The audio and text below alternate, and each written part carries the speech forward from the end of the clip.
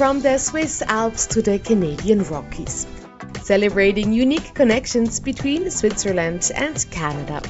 Brought to you by the Swiss representations in Canada. Today, we have the pleasure of welcoming a guest on the podcast who loves to slip into different roles. Among them are bandits, crocodiles, monsters, or also princesses. Our guest today is Jacqueline Surer, a Swiss puppeteer. Welcome, Jacqueline. Hello, thanks for having me. Thank you for joining us today. My name is Stefanie Wunderlin.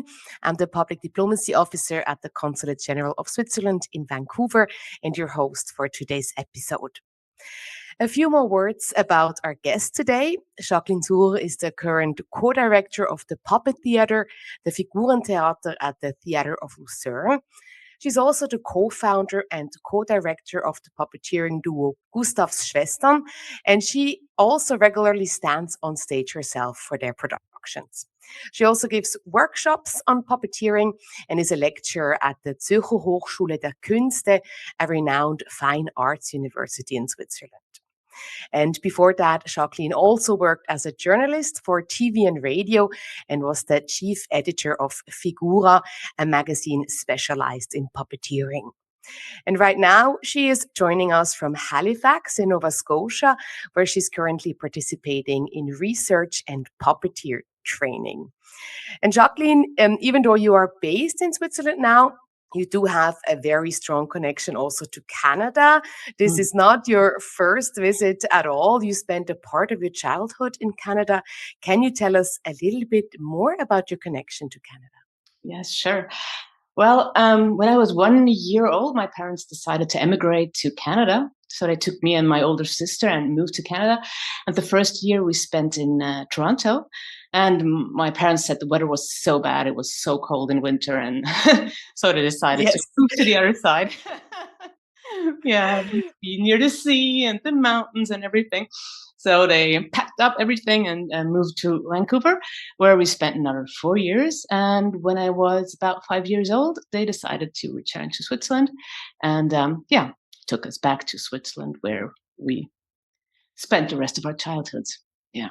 Mm-hmm, mm-hmm.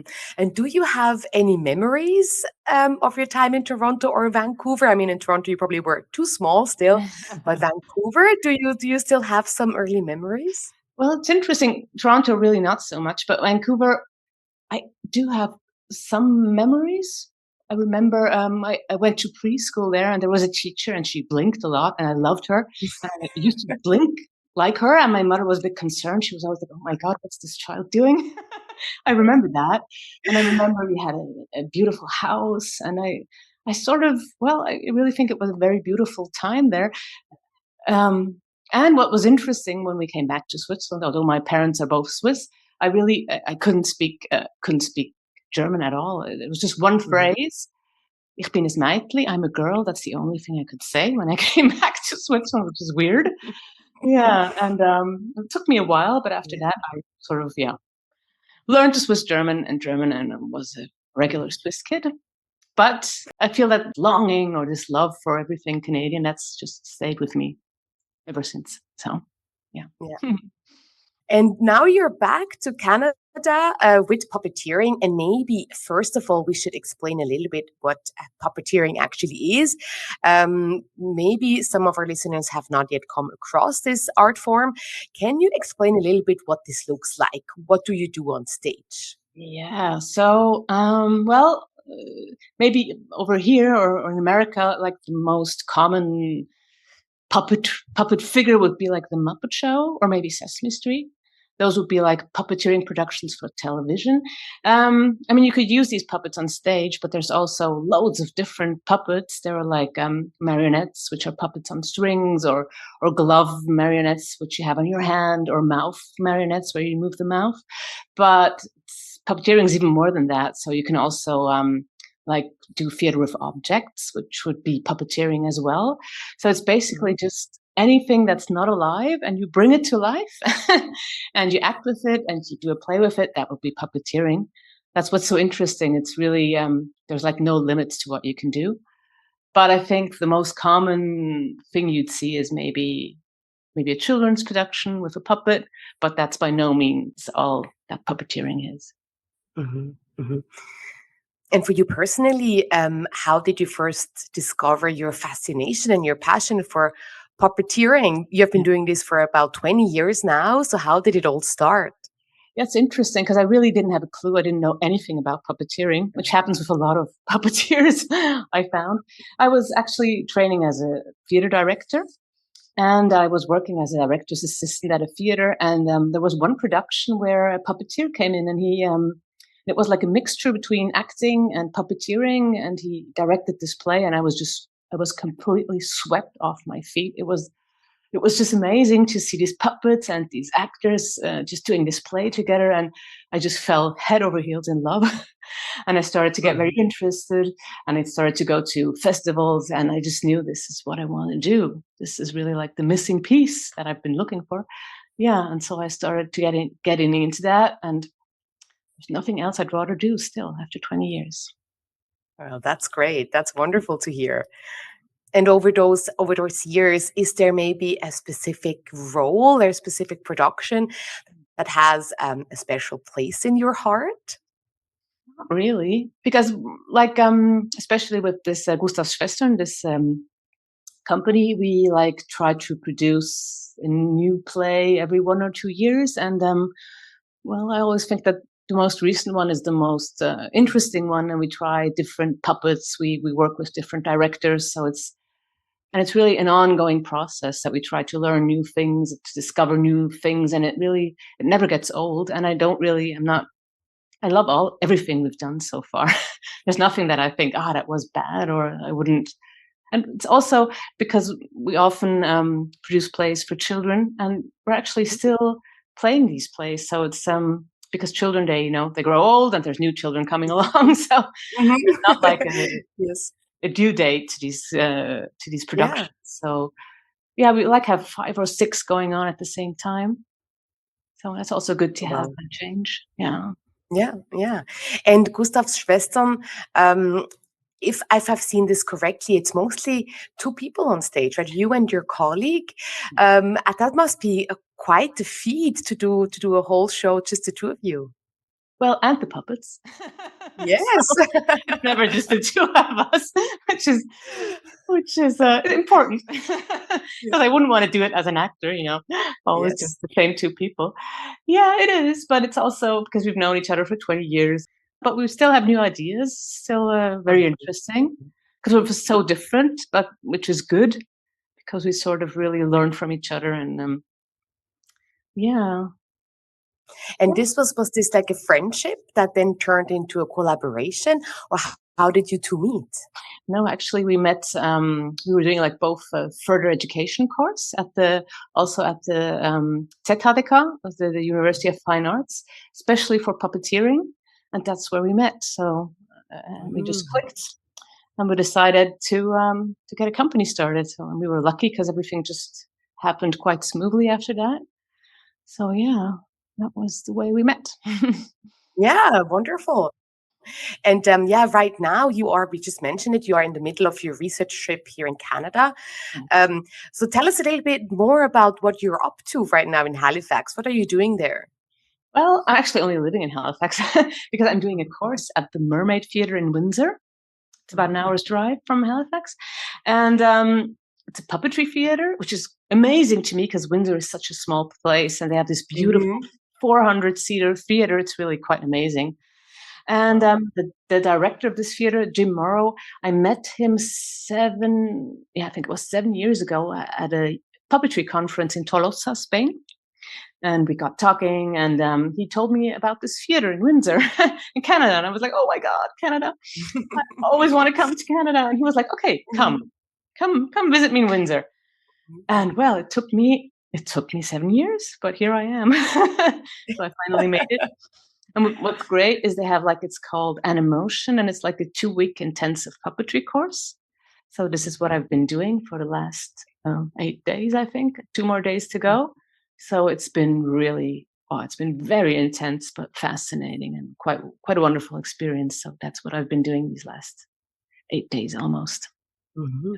And what does that look like, that course? So what do you do all day? What do you learn? Take us there. Well, on one hand, which is interesting, we go through all these, like I mentioned at the beginning, they're like different puppet types. So we tried different techniques like rod puppets and puppets, hand puppets that are just on your head, or puppets where you like use your own hands. So, and we've been doing a lot of exercises. We've been juggling. Oh my God, yes. Every morning Mm. we juggle, we juggle, we juggle, we juggle. And Why we do you do, juggle? Why well, do it's you interesting juggle? because on the one hand, you have to focus is something really important for puppeteers, that you always have Mhm, to know where's your focus, and mhm, you have to be in control of the material. So you can't just swing a puppet around because it won't be alive. So you have to really know what you're doing. mhm. So focusing, being present, staying calm while doing complicated things. It's really Yes. interesting. It's a Yeah. very good. I'm definitely gonna keep that up when I come home. Mhm, And it's mhm. also, we also did something, a stick. We had a stick and a bean bag on the stick. We tried to carry that around in the room and sit down with it, get up with it, which is, it's all about balancing, learning to balance, and also strengthen the muscles in your hands, which is extremely Mhm. important. That was interesting. So that was the morning usually, and a lot of games with balls, concentration, collaboration, all these things. So that's been one big part. And the other part Mhm, was that we had to build our own puppet out of recycling material. I was mhm, really scared of that because I don't build puppets usually. That's what my colleague does. I'm not a great builder, but I mhm, managed to do mhm. something, which was quite fun. And now we're like developing this little piece with our puppet that we're going to rehearse. We've been rehearsing that for 2 days, and we're going to rehearse for 2 more days, and then we're going to showcase it on Friday. Yeah. So Yeah. there's a lot of physical work Yeah. involved. I'm Yeah. surprised about that, a lot of Mm. physical training. But I Mhm. guess it makes sense because you do so much, you have to be so present Mhm. on stage and do so much at the same time. Yeah. Yeah, that must be very demanding. Yeah, you have to be, well, it's interesting, you have to have, like, this double focus because you have to put your focus on the puppet, but you also have to know what you're doing. You can't be Mhm, unaware of what you're doing, you have to have, like, both. So, and you look at the puppet, but you also, yeah, it's like, that's really interesting. You never have focus just on one thing, so you always, it's like a split attention that you have all the time, and mhm, that's quite, I mean, I've been doing it a long time, but I didn't do it as consciously as I'm doing it now, so it's mhm. always great to just, even if I've been doing it, if I've learned so much new skills, it's been really amazing. Yeah. And when you maybe we have to explain that as well. So when you play on stage, like you're not hidden away, you are visible, like your face is most of the time Yes. visible, Yes, right? that's, So yeah, yeah. so you also have to be present and control your own face while you play with the puppet, right? Well, yeah, if you just animate the puppet, it's usually that you, like, express what the puppet is expressing, because Mhm, puppets don't have muscles in your face, obviously. mhm, So, like, the audience can maybe have a look at your face, and it's like shadowing what the puppet is feeling. So that's one thing that can happen. And what we often do, which I love a lot, is that we're also present as actors. So we're also, having a conversation with a puppet or with each other, and that's something I really like because you also have a relationship with your puppet, and the puppets have one with each other and with you and with mhm, that person. mhm, So that's just mhm. a lot of possibilities to do fun things. Yeah. Yeah, yeah. And if I could, I would like to learn a little bit more about that puppet that you're building right now. Mhm. So you're using recycled materials. First of Mhm. all, what materials do you use? Do you have to sew things together? Mm. And what does your puppet look like? What is it? It's interesting. It's just they had really a huge Uh-huh. heap of just, cans and whatnot, egg cartons. Mhm. And mine has, which is interesting, his head is like a laundry detergent bottle. You know, they have like these, um, yeah, it's like the handle, they have a Mhm, handle, mhm, and I mhm, just put it on its head, and the handle is like the nose. It's his mhm, nose. And then I took, yeah, egg, where the eggs, the cartons where the eggs are inside. I took two of mhm, those mhm, and stuck it on his face, and they're like his eyes. Oh, and I found two mhm. plastic flowers. They are his ears, and the body is just like a men's shirt. So I can use my own hands to animate him. And something I discovered in Canada, which I didn't know, which is fantastic, which I'm going to take home, is hockey tape. They do so much stuff with Ah. hockey tape, and I wasn't, although Switzerland has hockey, but I wasn't aware. So I hockey taped him and I painted him blue in the face. And he looks a bit like, I don't know if you're familiar with the Muppet Show with all the figures. Beaker, he's a very strange figure on the Muppet Show. He looks a bit like that, or a bit like Sam the American Eagle. It's a cross of the two of them. Yeah. But yeah, in your course, you of course also met a lot of Canadian puppeteers. Yes. Did you notice any major differences or similarities between how you approach things and how they approach things?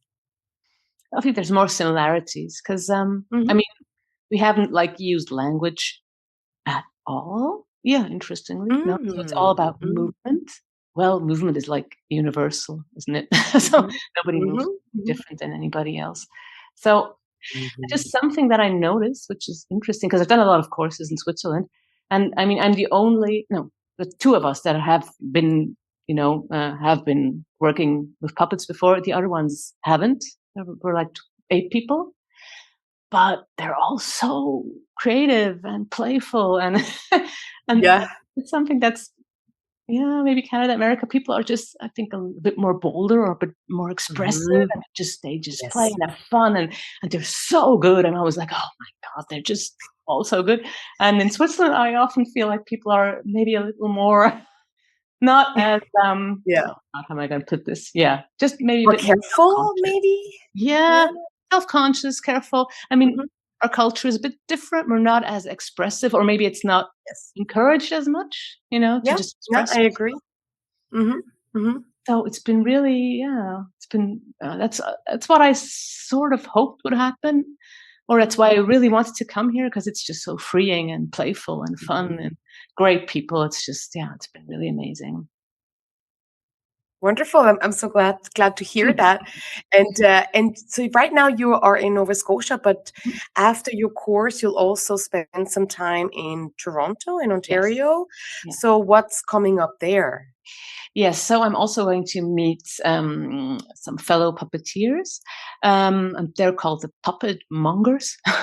It's a Mhm. company in Toronto, and they also have they also run a school of puppetry in Toronto, and they're doing a lot of interesting things in research and trying to explore new things in puppetry, and they also do online international courses and things like that.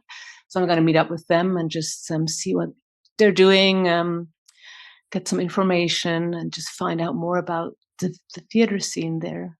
Yeah. Mhm.